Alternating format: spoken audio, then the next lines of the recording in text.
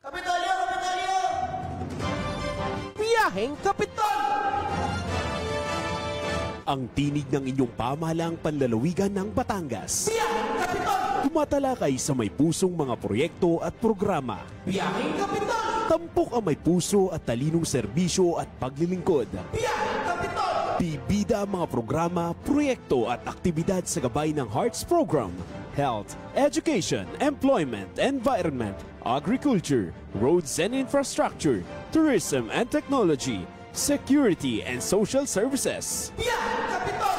Tunghayan ang mga kwento ng tagumpay ng mga bidang Batanggenyo. Biyaheng Kapitol! Samahan ang inyong mga patrol ng Kapitolyo sa mga balita tungo sa mas maunlad, mas masigla at mas matatag na lalawigan ng Batangas. Biyaheng Kapitol! Mapapakinggan tuwing Martes hanggang Biyernes alas 9:30 hanggang alas 10:30 ng umaga. Ito ang inyong Biyaheng Kapitol!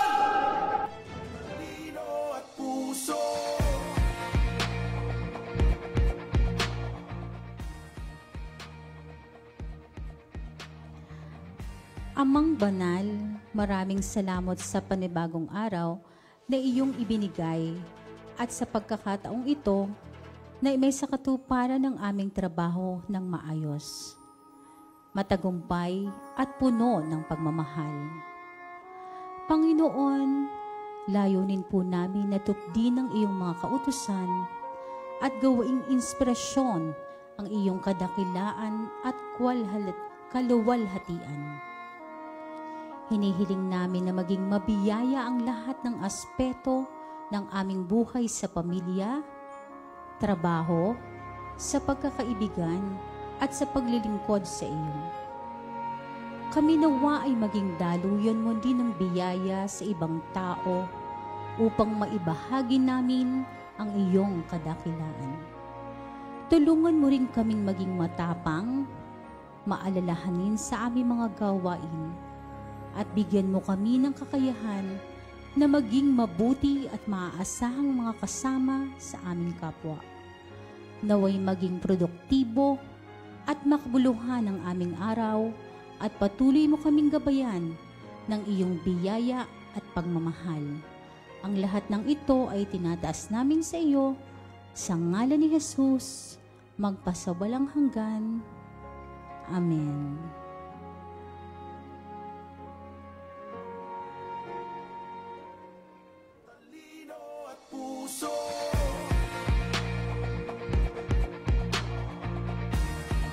Hatid ang serbisyong may talino at puso.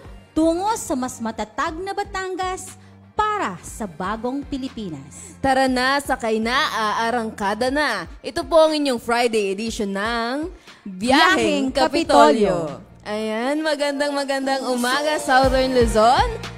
At magandang umaga, Batangas. Araw na naman po ng Biyernes, October 24, 2025. Ang bilis, no, Tita Isen? Kaya nga, matatapos ng Oktubre. Opo, ayan. At hindi lang yun, magpapasko na. Dahil excited ka na ba? Sobrang excited na ako sa Pasko dahil 61 days na lang kung hindi ako nagkakamali ay Pasko na. Tama. Ayan, narito na pong muli ang inyong paboritong kapasada tuwing umaga sa mas pinalakas at pinalawak na programang pangradyo at online para sa bawat Batanggenyo. Ako nga po pala ang inyong kasangga sa balitaan at kwentuhan, Tala Cabello. Good morning mga kabiyahe all over the world. Sa ngalan po ng inyong pamahalaang panlalawigan ng Batangas at ng Provincial Information Office, samahan niyo po muli kaming muli sa loob ng isang oras na talakayan na nakalaan sa public service. Ito naman po ang inyong katiwala sa paghahatid ng impormasyon, Millicent Ramos. Ayan, at bukod nga po sa ating Facebook live streaming dito sa ating Batangas PIO Facebook page, tayo rin po ay napapakinggan sa ating partner radio station sa ating himpilang 95.9 Radyo Totoo. Ayan, at sa mga katiwala po nating nakatutok sa ating live streaming, show us some love and support. Pusuan po ang aming programa, mag-comment na ng inyong pagbati and share this video para naman po mas dagdagang ating Friday vibes. At syempre, hindi makukumpleto ang ating pagpasada kung walang ating mga pagbati. Hello and happy Friday morning po. Unang-una syempre sa ina ng lalawigan ng Batangas, Governor Vilma Santos Recto, Vice Governor Dodo Mandanas, sa ating pong lahat ng board members, sa lahat po ng mga kasamahan naming kawani dito sa pamahalaang panlalawigan, at syempre sa mga nakatutok sa atin, maparadyo man o online. Good morning everyone! Yes, good morning, good morning. At para naman nga po bumati sa ating mga online viewers, kasama rin po natin this Friday morning ang ating kabalikat sa pagbibigay po ng mga napapanahong mga kaalaman. Ayan, Almira Baler ng Thursday Group. Good morning, Almira. Napakaganda naman talaga. Kaya nga, iba nang ibig sabihin pag Friday, talagang laging maganda lalo sa Laging Almira. maganda, with or without date. Yes, kahit po hindi Friday, tayo po ay ganito pa Laging rin. maganda, Opo, para po sa ating good vibes. Ayan, thank you so much po, Tita Essent and Kasamantala. At syempre po, good morning po sa lahat ng nakatutok po ngayon sa ating biyaheng Kapitolyo. At syempre, para nga po sa ating pong mga nakatutok sa ating pong Facebook live streaming via Batangas PIO Facebook page, binabati po natin ng magandang umaga si Ma'am Nitz Lapa, si Sir Rogelio Aguirre, kay Ma'am Shirley Balmes, good morning po, kay Tita Nenet Ona, kay Ma'am Nilda De Villa, kay Tita Ella Kayabat, kay Ate Jane Romel Elarmo Elagan, hello, Ate Jane, nahiram po muna ako today, kay Ma'am Yel Pradelyada, at syempre, TGIF daw po, sabi ni Cashel Cacantos. Ayan. At bukod nga po sa ating mga pagbati, atin pong i-anunsyo ang ating pong mga power interruption. Mula po sa Battlelec 2 Area 3 sa araw po ng Sabado, October 25, sa munisipalidad po ng San Jose, simula po 8:30 ng umaga hanggang alas 4 po ng hapon ay isasagawa po ang replacement of wooden pole at replacement ng ACSR with 3-wire. Ang apektado pong lugar ay ang Lapu-Lapu 2nd, mula po Co-op hanggang Jen Gazmin, Sitio Carot. At sa araw naman po ng Linggo, October 26, sa munisipalidad pa rin po ng San Jose, mula po alas 8 ng umaga hanggang alas 4 po ng hapon ay magkakaroon po ng pagkawala ng kuryente para po sa row clearing at retentioning of the X-line. Ang apektado pong lugar ay ang mga sumusunod po, ang Balagtasin, Sitio San Lucas, Apex Feed Mill, MCP Feed Mill, Sitio Laklakan, Corcolon at Sitio Sampalukan sa Pinagtung Ulan. Ayun. At ito po, sa kaparehong araw naman po, sa lungsod naman po ng Tanawan, mula po 8:30 po ng umaga hanggang alas 4 po ng hapon ay isasagawa po ang installation of transformer and conversion of lines for MWPV South Luzon Water sa Sitio Timbain, Barangay Sulpok, Tanawan City. Sa araw naman po ng Lunes, October 27, simula alas 9 po ng umaga hanggang alas 5 po ng hapon, isasagawa naman po ang replacement of pole at row clearing. Ang apektado pong lugar ay San Bernardo Homes at ang Colbella Homes sa Darasa, Tanawan City. At sa araw naman po ng Biyernes, sa sunod po na linggo, October 31, simula alas 9 ng umaga hanggang alas 5 po ng hapon, isasagawa po ang replacement pole at row clearing din po. Ang apektadong lugar po ay ang Registry of Deeds, Amari Subdivision at other portion of Darasa po sa daan po ng PhilInvest. Ang scheduled power interruption po ay pinapatupad upang maisagawa ang mga preventive maintenance at magsasaayos po ng linya para mapanatili ang tuloy-tuloy at magandang serbisyo ng ating kooperatiba. Humihingi po ang Battlelec ng malawak na pangunawa at kooperasyon. Maraming salamat po at manatili pong nakatutok o bisitahin po natin ang ating Batangas PIO Facebook page para po sa iba pang mahalagang anunsyo mula po sa pamahalang panlalawigan ng Batangas. Ayan, maraming salamat kasamang Almira. Mukhang madami na naman tayong mawawalan ng kuryente ngayong mga magdadaang araw. At dahil nga Ang init-init pa naman pagka walang kuryente. Totoo po. Kaya nga, ayan, sa ating mga tagapakinig, lagi po tayong mag-charge at ang ating mga power banks po, i-ready na po natin ang flashlights. Siyempre, kandila, pero make sure po natin na kita natin na hindi tayo, para hindi po magkaroon Para maging ligtas tayo Totoo, palagi. ayan.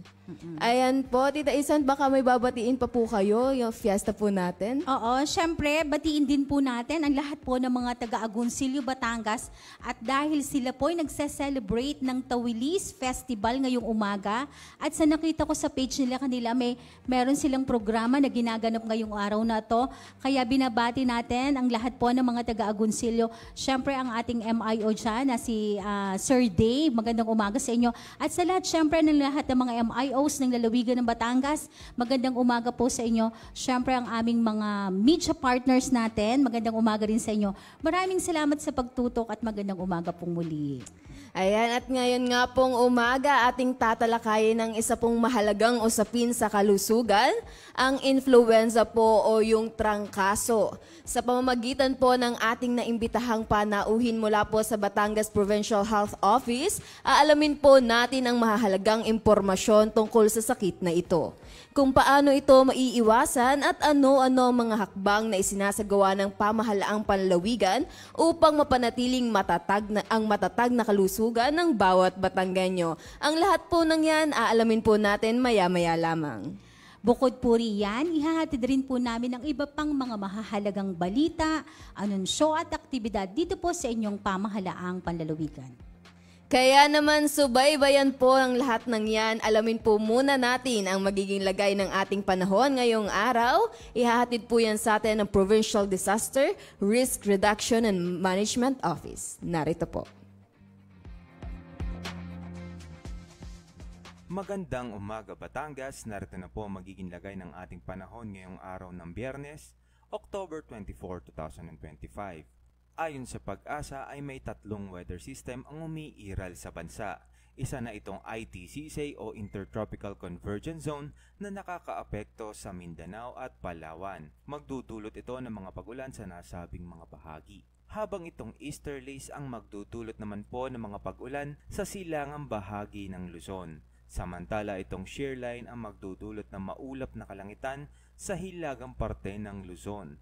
At sa kasalukuyan itong LPA o Low Pressure Area na nasa loob ng Philippine Area of Responsibility na si dating bagyong Salome ay wala ng direktang epekto sa bansa at sa mga susunod na oras ay maaari na itong malusaw. At para naman po sa probinsya ng Batangas ay makakaranas ng bahagyang maulap hanggang sa maulap na kalangitan na may kalat-kalat na pag-ulan, dulot po yan ng isolated rain showers at thunderstorm. Sa Hilaga, Silangan, Kanluran at timog bahagi ng Batangas ay may 55% tsansa ng pag-ulan.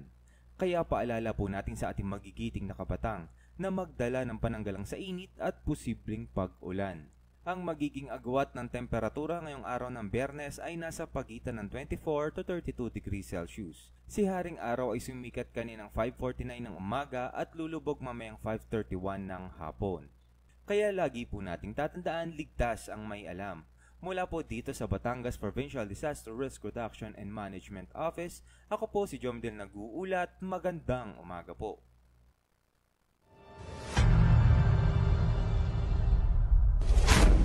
Tay! Lumilindol po! Anak, magtago ka sa lalim ng mesa. Ang lindol or earthquake ay ang pagginig dulot ng biglang paggalaw ng mga bato sa ilalim ng lupa. Paano maiiwasan ang sakuna sa panahong ito? Una, alamin ang ligtas na lugar sa bahay, paaralan at opisina. Kung lumindol, gawin ang drop, cover and hold. Dumapa sa lupa o sahig. Magtago sa ilalim ng matibay na mesa at humawak sa paa nito. Pangalawa, kung nasa labas ng bahay, humanap ng lugar na malayo sa mga gusali, puno, poste ng kuryente at anumang mga bagay na maaaring bumagsak. Pangatlo, manatili sa loob ng bahay hanggang sa matapos ang pagyanig at siguraduhing ligtas ng lumabas ng bahay. At ang huli, bumalik ng bahay kapag may anunsyo na ni DRRMO, kapitan at iba pang lokal na otoridad. Maging listo, sa kamay mo nakasalalay ang kaligtasan mo. Ito ay hatid sa inyo ng Batangas Provincial Disaster Risk Reduction and Management Council at ng himpilang ito.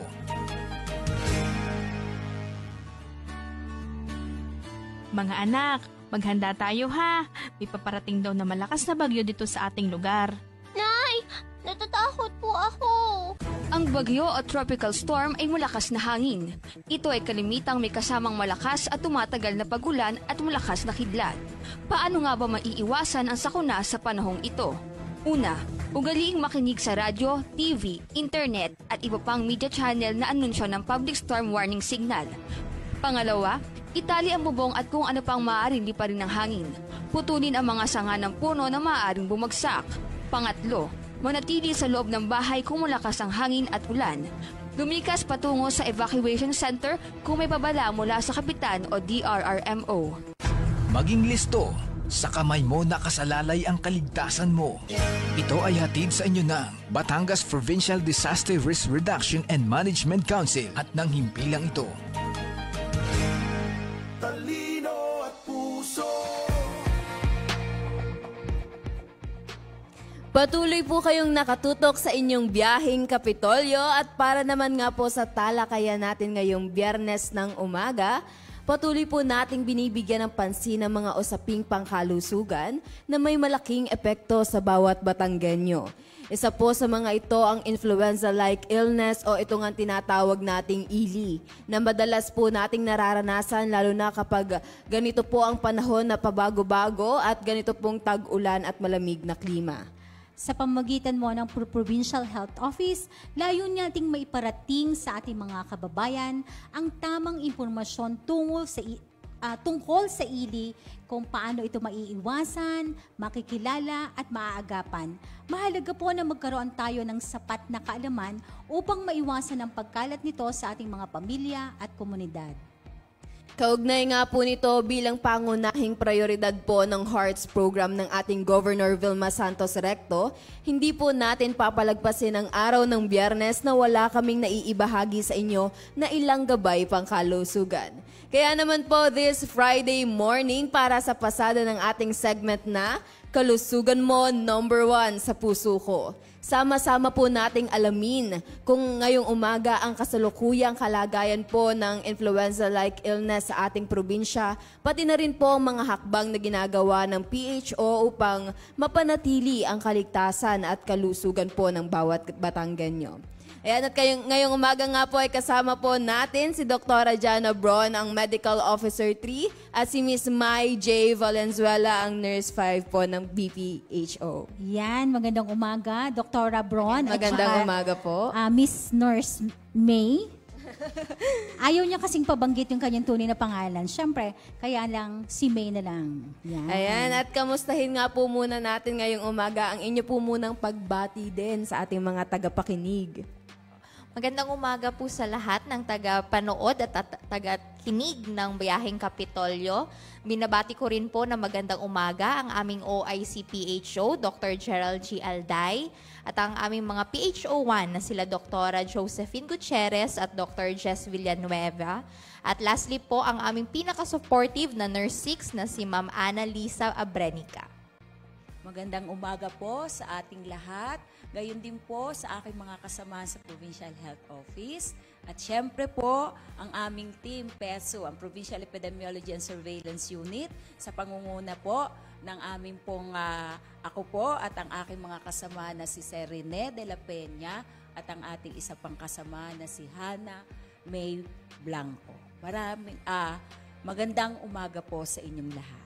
Ayan, magandang umaga po at salamat po dahil tinanggap niyo po ang aming imbitasyon dito po. Kahit na medyo late tayo, Tala, ng imbitasyon sa kanila, hindi nila tayo pinahindian. At syempre, alam naman natin na laging ang Provincial Health Office ay kapartner ng Provincial Information Office. Ayan, mag-start na tayo, Tala. Yes, yan. Bago nga po ang lahat at bago tayo tumungo sa ating tampok na paksa, sa atin pong PHO naman, kamusta naman po ang tanggapan nito noong mga nakaraang buwan?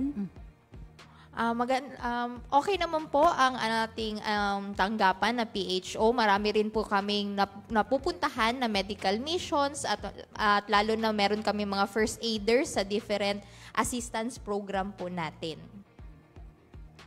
At ganoon din po, sa amin pong mga nasa baba po, ang ating mga Municipal Health Office and City Health Office ay kaagapay natin sa mga pagbabantay sa ganitong mga sakit na nangyayari ngayon sa buong Pilipinas. Ito ang influenza-like illness. Yes, at speaking of influenza-like illness naman po, Tita Isen. Yes, At syempre, para po mas lalong maintindihan ng ating mga kababayan, ano nga po ba yung influenza illness o like illness o ILI? Ayan. Ayan po. Ang influenza-like illness or ILI ay isang nakakahawang sakit na sanhi ng iba't ibang virus o bakterya na nagdudulot ng infection sa ilong at lalamunan at o baga natin. Ito ay maaaring, kagaya nga ng sabi ni Tala kanina, maaaring dahil sa pabago-bagong panahon. Lalo na ngayon, bare months, taglamig na tayo. So, ayon naman sa World Health Organization, ito ay isang impeksyon na may kasamang lagnat, na hindi bababa sa 38 degrees Celsius, meron ding ubo o kaya sore throat na nagsimula sa loob ng 10 araw. Yan. Pero hindi lang nalilimita doon. Pwede rin tayo makaramdam ng sipon, pananakit ng ulo, panginginig, pananakit ng katawan, panghihina, pagsusuka at pagtatae. Ayan, at paano naman po kaya naiipasa itong influenza? Like ito pong tinatawag din po nating trangkaso. Ano po? So, ito ay napapasa mula sa droplets na galing sa pag-ubo o kaya pagbahing ng taong may sakit. So, tapos pwede rin sa paghawak natin dun sa mga kontaminadong mga lugar. Tapos ilalagay natin sa bibig natin yung kamay, sa ilong o kaya matayan. Pwede nating makakuha ng ILI. Tapos, lubos na nakakahawa ang mga taong may sakit, lalo na dun sa 3 to 4 days nila. Yes po. Oo, yun. Yun talaga ang pinaka-nakakahawa. Ayan, paano naman po kaya o ano po yung mga dapat gawin kapag po ikaw ay nakakaramdam na ng sintomas? So kapag katulad din ng mga COVID times natin, Yes po. same lang naman yung yung nangyayari. So kapag alam natin na meron tayong sintomas mismo, ang una nating gagawin ay dapat umiwas tayo sa pakikisalamuha sa ibang tao. Pero syempre, nagtatrabaho tayo, kailangan pumasok. So kapag gano'n naman, ang gagawin natin, kung tayo ay may sakit, mag-mask na tayo.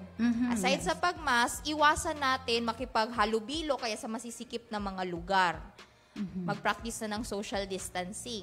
Opo. Oo. Pangalawa, iwasan natin yung pakikisalamuha sa mga high-risk na individual. So, sino sila? Yung mga matatanda, Mga seniors. Opo, senior citizen, yung mga less than 4 years old na bata, yung mga taong may mga sakit din, at saka yung mga buntis. Mas madali po silang madali silang nahawaan. Oo, kaya kung tayo may sakit, alam naman natin na may mga kaya nating mahawaan na high-risk individuals, wag na nating lapitan. Yes, lalo't mababa yung resistensya ng bata o ng senior citizen. O kahit tayo, pwede tayo mahawa. Tapos also, kapag nakaramdam tayo ng lagnat, pwede na tayong uminom ng paracetamol. Oo. Tapos siguraduhin na may sapat na pahinga at uminom ng maraming tubig at kumain ng masusustansyang pagkain. So sa mga patients naman na pag nakaramdam na tayo ng sobrang hirap na yung paghinga o kaya yung lagnat natin 40 degrees Celsius na at may iba ka pang sakit na nararamdaman, yun, kumonsulta na tayo sa pinakamalapit na health facility. Ayan. Yes. Ay, paano naman daw po tayo makakaiwas sa influenza-like illness? Yan. So, paano natin sila maiiwasan? Para maiwasan natin. So, ang una dyan, yun nga, huwag tayong pumunta sa mga lugar na masisikip at saka matataong lugar. Tapos yun, kapag may sakit, mag-face mask na agad. Tapos kapag may ubo o kaya babahing ka, takpan agad ang bibig. Siguraduhin may magandang airflow at ventilasyon ng ating lugar at ugaliin ang paghuhugas ng mga kamay at paggamit ng alcohol-based na hand sanitizer. Yun, yung pagkakaubo po natin, dapat hugas agad after, alcohol po agad. Pero Doc, parang ang pagkakaalam ko, hindi dapat po kamay yung ginagamit pag umuubo. Dapat po ay parang braso, opo. Pero alam mo ba, napapansin, lalo na sa mga sasakyan, pampubliko, minsan hindi talaga sila nagtatakip ng bibig. Talagang minsan mapapano kung ano ba yan, parang lalo pa nung COVID time, parang gano'n na rin kasi. Yes po. Parang nakakatakot na rin ngayon kasi magkasakit. Medyo mahal din kasi ang mga gamot ngayon, ang magpa-doktor. Kaya talagang iiwasan po talaga natin lahat yung mga kung ano yung mga sinabi po o nabanggit ngayon, kailangan po natin gawin mismo tayo sa sarili din natin. Pero dahil po siguro naranasan din po natin yung COVID before, parang ngayon nagiging cautious na yung mga tao at talagang nagmamask sila. Compared nga po before, parang pag nakamask ka, ba't ba ito nakamask? Ganun. Ngayon, normal na ang pagmamask. At saka napapansin mo, talaga nagdadala na rin sila ng alcohol at saka mga Totoo. tissue, mga wet tissues para at least anytime kahit saan sila pumunta ay handa sila lagi. Kaya hindi nakaartehan po. Kung dati na ang arte-arte, may dala kang sanitizers, alcohol ngayon, yung nurse may baka may dagdag po kayo. At saka sanay na tayong gawin ito. Opo, Kasi nung ayun. pinandaanan natin ng 3 taon na pandemic, tayo ay naging sanay na sa mga ganito. At kahit kami, kaming mga taga-provincial health, ay kami, pag hindi parang kulang kami pag wala kami dalang alcohol. Opo. Kumbaga Kulang sa na-realize natin sa mga sarili natin, sa mga kasama natin na kailangan lagi nating magdala nito para sa kaligtasan natin ng bawat isa. Lalo po kayo, lagi kayong humaharap sa mga pasyente, nasa field po kayo, pumupunta sa iba-ibang lugar, lalo na po pag bumabagyo, na kailangan po maging lagi tayo, sarili natin unang-una siyempre. Yes. At ito naman nga po, isa din po sa mga katanungan natin. Paano po ninyo minomonitor sa inyo pong tanggapan ang kaso po ng ILI sa buong lalawigan? May mga particular na po bang datos o ulat na pinagbabasehan nyo po? Meron po. Katulad ng binanggit ko kanina, kami po sa Provincial Epidemiology and Surveillance Unit. Yes kami ang kumukuha ng mga datos. Mula sa ating mga private and government hospital na tinatawag nating Disease Surveillance Coordinator at sa ating mga municipalities and city, meron tayong tinatawag na Disease Surveillance Officer. So yung mga taong ito na nagbabantay sa mga datos na ito na dapat nare-report. Yon. So ngayon, ang ating mga platform na mga reporting system na ginagawa sa pamamagitan ng Epidemic Disease Case Surveillance o EDCSIS, ang tanod kontra COVID, na kahit sabihin natin tapos na yung pandemic, pero meron pa rin tayong mga natatalang kaso ng mga nagpo-positibo sa COVID. Kaya dito natin nakukuha itong report. Not only influenza-like illness at iba pang mga notifiable diseases. For example, dengue, yung mga measles, lahat yan ay nare-report doon sa aming reporting system. So kaya po tuloy-tuloy yung pakikipag-ugnayan nyo sa barangay, sa mga LGUs and cities. From our barangay, na na-train din namin sa PIDSR kung paano nakukuha itong mga sintomas na ito. Yun ang kagandahan na-train na natin sila from the barangay, sa level ng mga BHW, BNS, barangay officials, and to the higher ups. Yes po. At ngayon, meron po tayong naitala. Yes po. Yan, Yes po. na 4,474 na kaso ng ILI sa buong Batangas Province. Ito ay cumulative ba? Baka sabihin, ay, ang dami pala.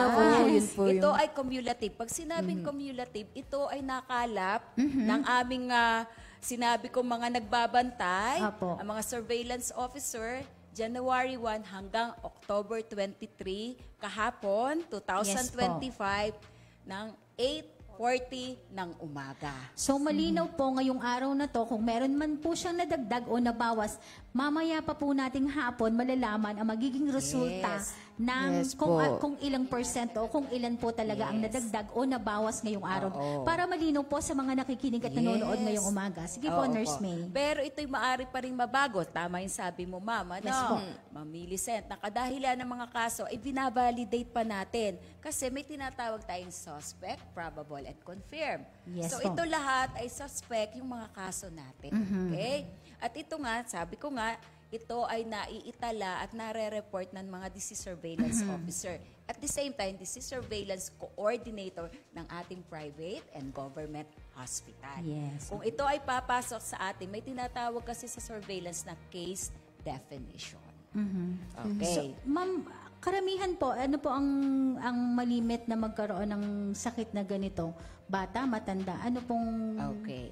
So, dagdag ko lamang Sige bago po. ko sagutin yon. Ito, kasi ito ay ikinumpara namin na nakaraang taon, yung 2024, ikinumpara namin na siya ay parehas. So, from January 1 to October 23 ay bumaba naman tayo ng 49%. Yan ang Ayun. Yun yung magandang balita.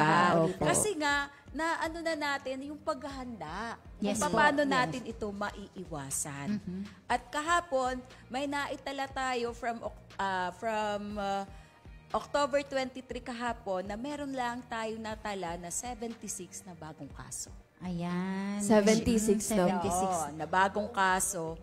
Buong probinsya na po ito. yun. Opo. So yung kagandahan, yung nakikita natin na dahil nga alam na natin kung paano iiwasan, although kung siya naman pero bumababa naman siya. Ayan. Dahil Yun po malaki, ang malaki pong Yun ang percentage na maganda. yung 49% kumpara sa nakaraang taon. Yes, oo. At syempre nga po, ito po ay magandang balita dahil parang ngayon po, sobrang nababahala po ang ating mga mamamayan. Opo. At yun ang iniiwasan natin, magkaroon ng panic.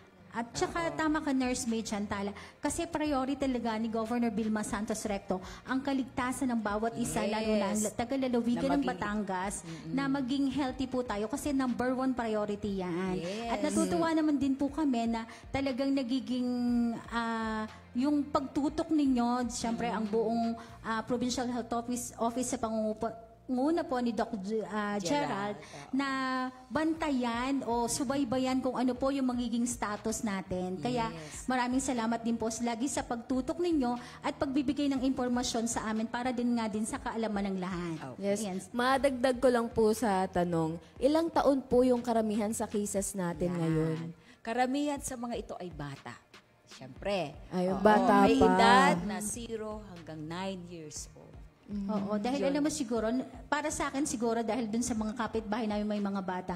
Kasi pag nasa school yan, di ba, iinit o ulan. So dun talaga, hindi natin maiwasan na ang mga bata talaga ay magkasakit kasi syempre nababasa yung likod, hindi nagdadala ng payong, ng jacket. So talagang, kaya sa mga magulang, paalala rin po natin na Yes pagdalhin po natin ang mga kailangan po nila, pagpasok nila at para at least handa rin, syempre magdala rin tubig, napaka-importante. Yes, and since bata pa nga po, hindi po sila aware doon sa mga Ayan. safety practices na ginagawa para po maiwasan ang ili. Kaya siguro sa kanila mas madami yung numbers ng cases.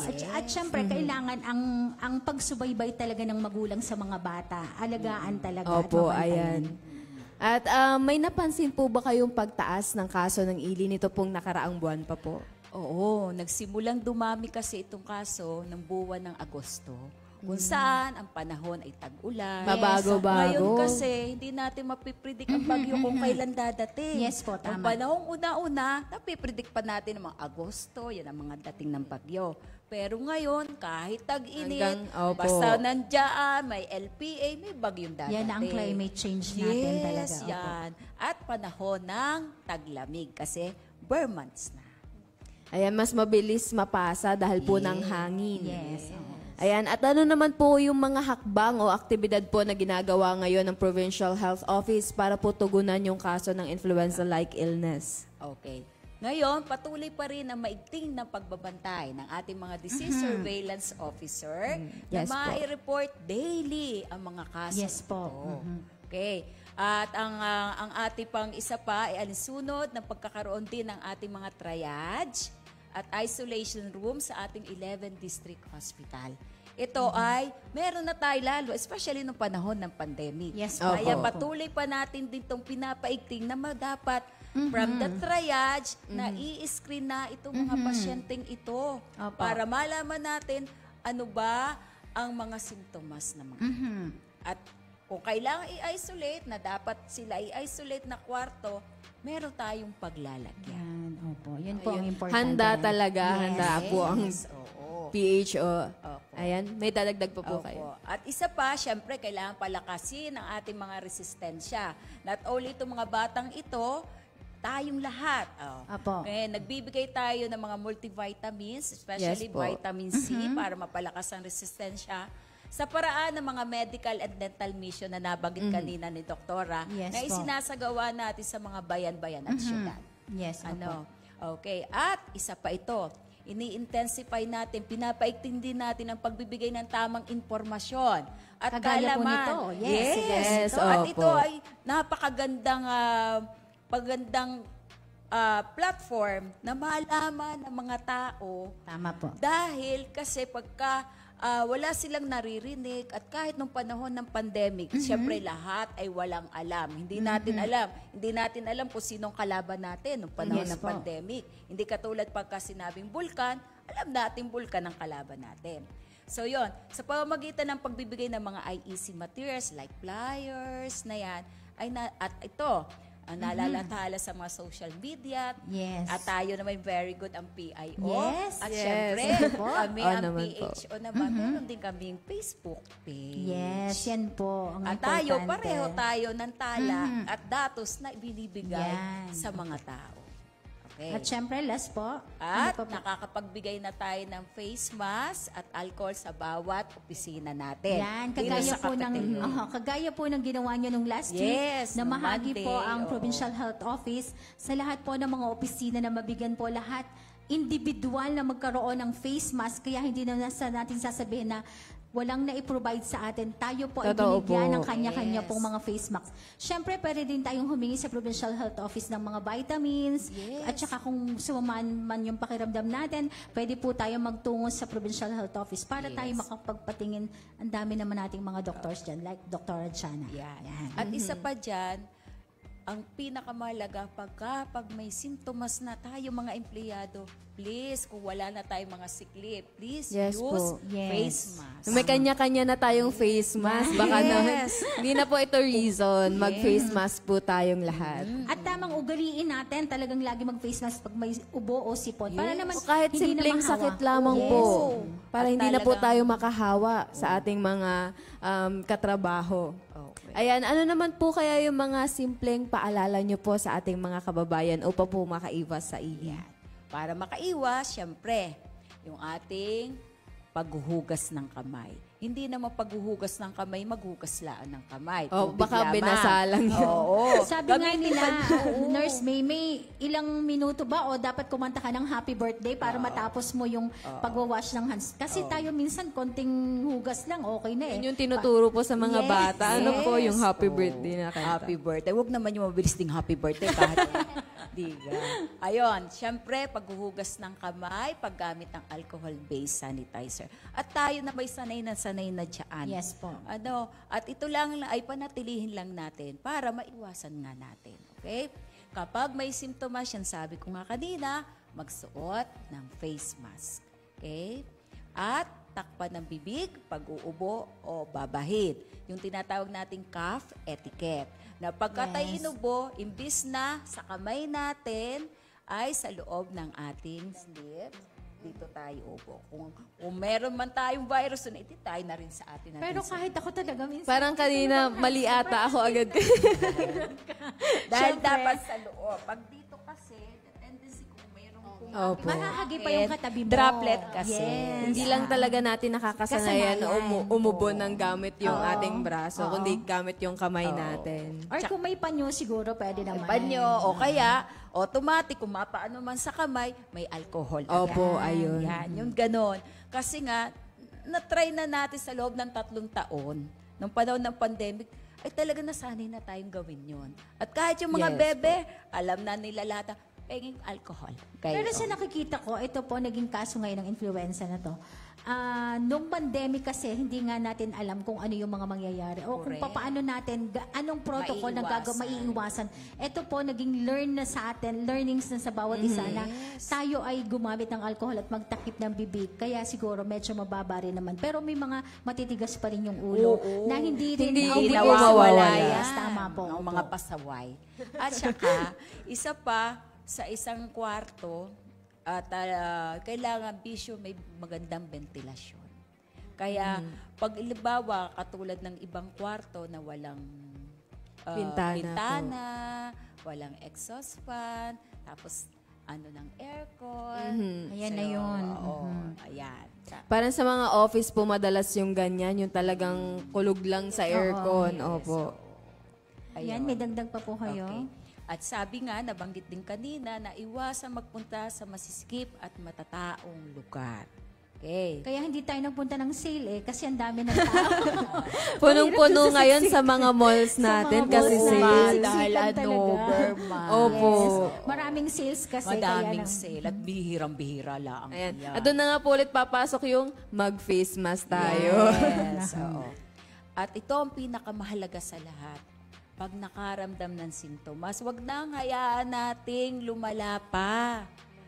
Pumunta na agad sa pinakamalapit na health facility. May ospital tayo, Yes po. may city health office, may RHU, may mga clinic. At kung mga empleyado naman natin, pwede tayong pumunta sa aming tanggapan sa Provincial Health Office. Wala na magiging dahilan ng mga empleyado para po hindi sila magpagamot o pumunta kasi ang lapit-lapit na at saka libre pa ang mga vitamins. At isa pa sa ating pinupush ngayon, yung maulit-uli, magamit uli na kasi nung panahon ng pandemic, naglagay kami ng mga focal point person na magre-report ng mga may simptomas sa bawat department. Departments. Ay, maganda po yung initiative. At nalalaman namin sa PHO, especially kay Serene kasi yun nare-report. At yun ang maganda, nalalaman natin sino yung may mga simptomas sa bawat department natin sa loob ng Kapitolyo. Na gusto namin mabantayan uli at yun ang gagawin natin uli. Natatandaan ko kasi nung COVID time, takot na takot yung bawat isa kasi ayaw magpa-report na may mag-disclose. Para hindi sila ang tawag dito, ma-quarantine. Yes. Makaramdam na ng konti, hindi sasabihin. Kaya yun, naghawa-hawa na po ang lahat. Kaya sa takot, kaya wag po natin gawin yon pagka may naramdaman, magpa-doktor po agad at kumonsulta po agad. Kumonsulta agad. Nandito ang Doktora Jana. At ang mga nandoon sa OPD namin. Yes, wag po tayong mabahala pag tayo po ay may sakit. Dapat po tayo ay agapan agad natin. Kasi mas mahirap po kung kumalat pa po lalo yung sakit natin. Hindi lang po sa family natin, sa kaibigan natin, katrabaho, mas lalala lang po yung cases. Ano po? At bukod nga po diyan, baka po meron pa po kayong mga upcoming activities, mga iba pa pong programa at inisyatibo po ng Provincial Health Office. So sa Provincial Health Office po natin, patuloy pa rin yung mga medical missions natin sa mga bayan-bayan. At also yun, nagiging first aiders nga din po kami sa mga ginagawang education assistance ng ating probinsya. Nurse May, may dagdag pa po kayo. Para naman po sa aming mga surveillance, patuloy na ang reporting na ginagawa namin ng aming mga kasamahan sa surveillance ay daily na. Araw-araw nang nare-report at kaya nga po si Serene ay may nakakalap na mga data na nai-report din sa atin. Ito po ay kahit weekends. Yes. Kami po ay 24/7 nagbabantay pagdating po sa surveillance. Kaya kahit po yan ay weekend, holiday, at kailangan kaming puntahan sa mga munisipyo at syudad, nandoon po ang mga surveillance para mag-investigate. Ayan, yan tala kasi nagpapakita lang po talaga na dahil priority nga ni Governor Vilma Santos Recto, kumbaga yan po alinsunod sa sabi din niya sa ating PHO kay Doc Gerald na gawin po natin na makatutok po para po masubaybayan natin kung ano nga po yung nagiging resulta o ano ng sakit na ilin na ito. Kaya maraming salamat po palagi sa inyong pagbabantay ng ating mga resulta na kailangan po ay mai-report din kung ano ba nga talaga yung nangyayari sa Provincial Government of Batangas o sa lalawigan ng Batangas. Apo, madagdag ko lang po. Ang slogan po kasi ng surveillance ay ganito. Ang agarang report ay agarang action. Ayan. Maagap pala dapat tayo. Ayun. Mabilis na. Kumbaga, aanuhan agad. Pag na-report agad ay anuhan. May aksyong karapdapan na ayan. At syempre, madagdag ko nga lang po, meron na din po tayong mga mobile clinics din po na umiikot sa iba't iba pong bayan at iba pong munisipalidad. Kahit po sa mga liblib na lugar na talaga naman pong malalayo sa mga hospital natin, ay nandiyan na po tayo. At yan nga po yung sinasabi ng ating Governor Vilma Santos Santos Recto na ang Kapitolyo na nga po ang lalapit sa atin. Yes At po. talagang lahat ng serbisyo ay binibigay para sa mga kababayan Totoo natin, mga po. Batanggenyo. At patuloy pa rin po itong pinapatunayan po ng ating mga medical field natin sa government po. Ayan. Baka po may gusto pa po kayong sabihin po or paalala po sa ating po mga tagapakinig. Basta ang sinasabi lang po namin ay patuloy pa rin ang pag-iwas at huwag kayo pong mag-alala, nandito po ang Kapitolyo. Sabi nga po ng governor natin, Governor Vilma Santos Recto, kailangan maging matatag at ligtas ang mga Batanggenyo. Sa panahon ng ganitong pagdami ng ating influenza-like illness. Dr. Bron? At saka patuloy din, katulad din sa sinasabi ng mga bata pa tayo, laging kumain ng masusustansyang pagkain. Pag-inom ng tubig at laging kapag may nararamdaman, magpa-check up agad. Ayan. Maraming salamat po sa inyong baka time naman, ngayon. bago tayo magtapos tala, baka meron gustong batiin si Nurse May at saka si Dr. Bron. Pwede po, dasin niyo po ang pagkakataon para mabanggit o kung sinong inyong babanggitin ngayong umaga, ang pamilya niyo, mga kaopisina po ninyo, pasalamatan.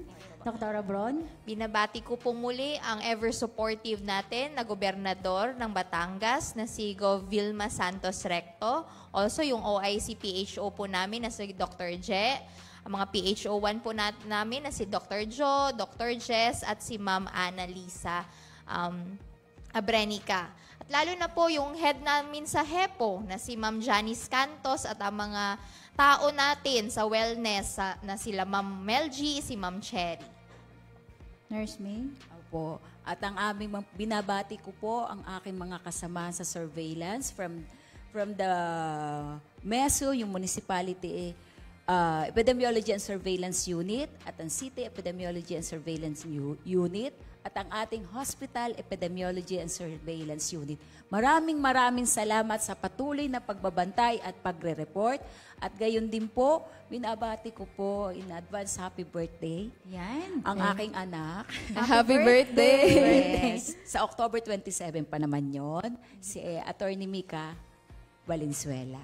Okay? Ayan. At ang aking pong mga kasamahan, syempre, baka po ako ay mabatukan pag hindi ko sinabihan. Opo, syempre, ang aking pong Serene na napakasipag at tutok na tutok sa ating mga datos na ibinibigay ng ating mga MESU and SESU and HESU. At syempre, ang kasama namin pa ay si Ma'am Hana Blanco. Sila po yung mga kaagapay namin sa surveillance, syempre, at ang ating pamunuan ng Provincial Health Office, syempre ang Dr. Gerald na napakasuporta, lalo na pagdating sa surveillance. Ayan, maraming salamat po syempre sa inyo, sa oras nyo po, at saka sa pagbibigay po ng tamang impormasyon sa lahat po ng mga Batanggenyong, lalo na sa mga nakatutok at nakikinig po ngayong araw na to. Tala? Yes, yan. Maraming salamat po ulit. Ayan, atin nga pong nakapanayam sina Dr. Jana Bron ng Medical Officer 3 at Miss Mai J. Valenzuela, Nurse 5 po mula sa Batangas Provincial Health Office. Patungkol nga po yan sa influenza-like illness o yung tinatawag po nating ILI. Ayan, ang oras po natin, 10:22 na po ng umaga. Pero bago po yan, atin munang ibabahagi at pakinggan muna natin ang inihandang audiovisual presentation ng PHO na magbigay ng ating karagdagang kaalaman tungkol nga po sa ILI. Kaya naman po, wala munang maglilipat ng himpilan, magbabalik po ang inyong Biyaheng Kapitolyo.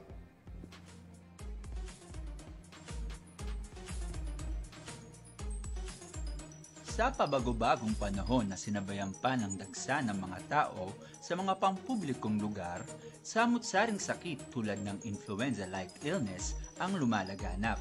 Kaya naman bilang mga magigiting na Batanggenyo, mahalaga ang kalusugan nyo. Narito ang mga kaalaman tungkol sa influenza-like illness at mga hakbang kung paano ito maiiwasan. Ang influenza-like illness o ILI ay nakakahawang sakit na sanhi ng iba't ibang virus o bakterya na nagdudulot ng infeksyon sa ilong, lalamunan o baga. Ayon sa World Health Organization, ito ay isang impeksyon na may kasamang lagnat na hindi bababa sa 38 degrees Celsius at ubo na nagsisimula sa loob ng 10 araw.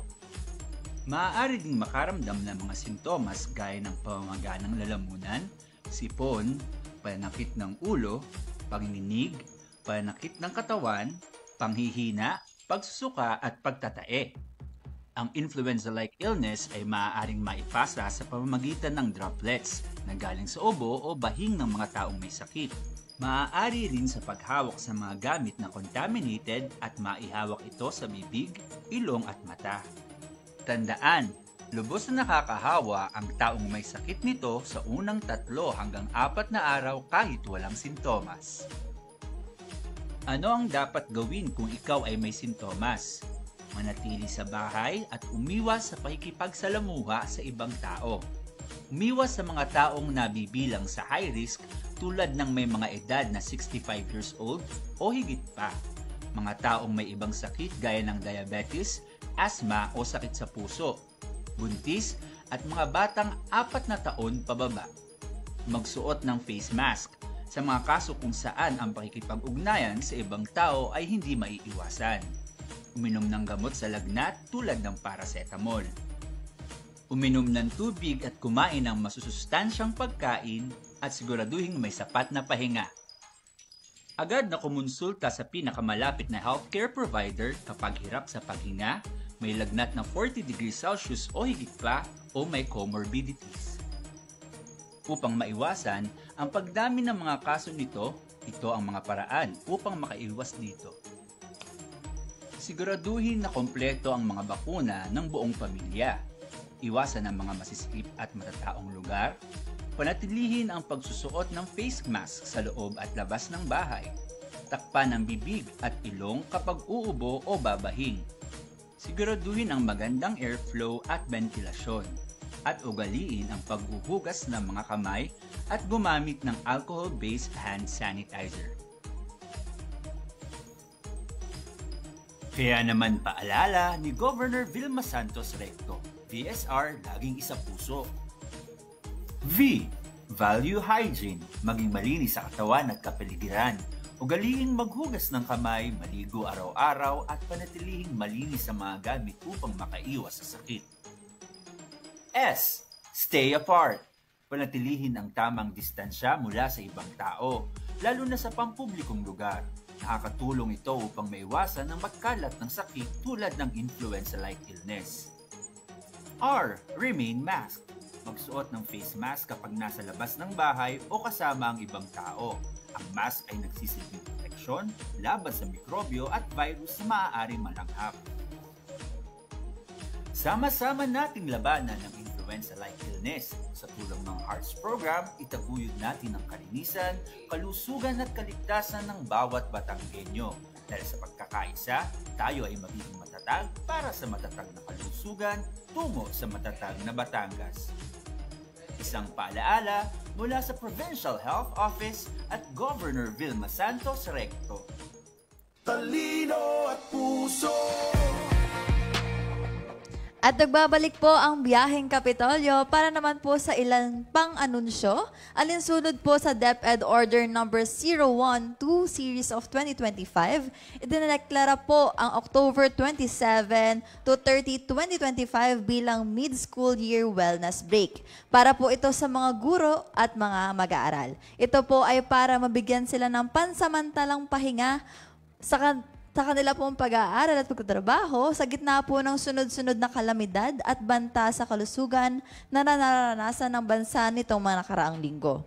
At sa pagpapanatili po ng matatag na kalusugan ng bawat Batanggenyo, pinapaalalahanan po ang lahat na maging maingat at responsable po tayo sa pangangalaga sa sarili, lalo na po sa panahon ng influenza o trangkaso. Ang simpleng pagsusuot po ng face mask ay nakakatulong hindi lamang upang maprotektahan ang sarili, kundi pati na rin po ang ating mga pamilya at mga kaibigan, lalo na po ang mga may mahihinang resistensya. Sama-sama tayong kumilos para sa kaligtasan at kalusugan ng lahat. At para naman po sa ating pong job hiring, ang Provincial Government of Batangas sa pangunguna po ng Provincial Human Resource and Management Office ay naghahanap ng mga aplikante para sa mga sumusunod na posisyon para sa iba't ibang opisina. Office of the Provincial Legal Officer, 2 attorney 4. Office of the Provincial Veterinarian, Veterinarian 2. Office of the Provincial Agriculturist, 1 Farm Worker 2. Office of the Provincial Governor, Administrative Aid 3. Office of the Governor Internal Audit Service Office, Provincial Government Assistant Department Head. Office of the Provincial Administrator, Housing and Homesite Regulation Assistant. At sa Office of the Provincial Administrator Jail, 1 Prison Guard 3 at Watchman 1. Ang mga interesado at kwalipikadong aplikante ay dapat magsumiti ng mga sumusunod na requirements. Fully accomplished personal data sheet with the work experience sheet and recent passport size or unfiltered digital pictures with digitally signed or electronically signed po. Hard copy or electronic copy of performance rating in the last period if applicable, proof of eligibility rating or license, at ang transcript of records. Ipasa ang aplikasyon kay Ms. Ann B. De Castro, OIC ng PHRMO, o ipadala sa email na phrmobots.recruitment2024b@yahoo.com nang hindi po lalampas ng October 29, 2025. Manatili lamang po nakatutok sa Biyaheng Kapitolyo para po sa iba pang bakanting posisyon na maaari nyo pong applyan. Maaari din po kayong bumisita sa Facebook page ng Batangas Provincial PESO at sa website po na batangas.gov.ph para sa buong detalye ng mga bakanting posisyon. Ayan, maraming salamat kasamang Almira. Isang oras na naman nga po ng balitaan, kwentuhan at talakayan ang natapos ngayong araw na ito. At sa atin nga pong mga katiwala, kung nais nyo pong pakinggan at mapanood muli ang aming episode ngayong umaga, maaari nyo po itong balikan sa aming Facebook page sa Batangas PIO. Kaya naman po, i-like at mag-follow na rin po sa aming mga official social media accounts para po sa iba pang updates. Siyempre, bago ko magtuloy-tuloy, babatiin ko lang po sana yung lahat ng mga taga-Batangas Coffee Day ngayong araw na to. Meron po kasing meeting ngayon sa Dilasalipa. Maraming salamat po at sa aking mga kasamahan na talagang kami po ay nagdiriwang ngayon ng aming Coffee Day 2025. Ayan, subaybayan po at magkakarinigan muli tayo next week para sa panibagong edisyon at bagong pagpasada ng inyong programang pangkalaman, impormasyon at pagbabalita. Maraming salamat po sa pagsama sa aming pagbiyahe ngayong araw ng Biyernes. Sa ngalan po ni Governor Vilma Santos Recto at ng buong pamahalaang panlalawigan ng Batangas, ng pamunuang nagbibigay solusyon sa mga pangangailangan, may pusong handang magmalasakit at maglingkod sa bayan. Muli ito po si Tala Cabello. At ito naman po ang inyong lingkod, Millicent Ramos. At ako naman po ang inyong Friday kapasada mula po sa Thursday Group, Almira Elaine Valer. Kasama rin po natin ngayong araw po ng ating pagpasada ang ating technical team na binubuo po ni Direk Gian S. Camillas, kay Direk Vinson, kay Ate Avon Luca Gimbal, kay Kuya Gerard Season, kay Ate May Halili, at nandyan din po si Tito Roger Aguirre at si Jundal Maranan, at syempre kasama din po natin si Cheska. Ayan. Maraming salamat sa inyong lahat. Ay, si Kuya Hans din po. Thank you so much po.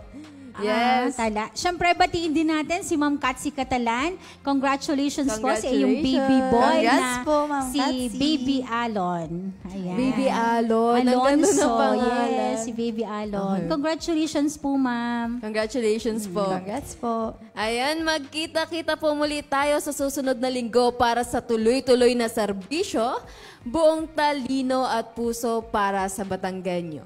Muli ito po ang inyong Biyaheng Kapitolyo. Puso, tatak ng Batanggenyong di susuko. Kasabay natin sa Kapitolyo! Kapitolyo! Biyaheng Kapitolyo! Ang tinig ng inyong pamahalaang panlalawigan ng Batangas. Biyaheng Kapitolyo! Tumatalakay sa may pusong mga proyekto at programa. Biyaheng Kapitolyo! Tampok ang may puso at talinong serbisyo at paglilingkod. Biyaheng Kapitolyo! Bibida ang mga programa, proyekto at aktibidad sa gabay ng Hearts Program, Health, Education, Employment, Environment, Agriculture, Roads and Infrastructure, Tourism and Technology, Security and Social Services. Biyaheng Kapitolyo! Tunghayan ang mga kwento ng tagumpay ng mga bidang Batanggenyo. Biyaheng Kapitolyo! Samahan ang inyong mga patrol ng Kapitolyo sa mga balita tungo sa mas maunlad, mas masigla at mas matatag na lalawigan ng Batangas. Biyaheng Kapitolyo! Mapapakinggan tuwing Martes hanggang Biyernes alas 9:30 hanggang alas 10:30 ng umaga. Ito ang inyong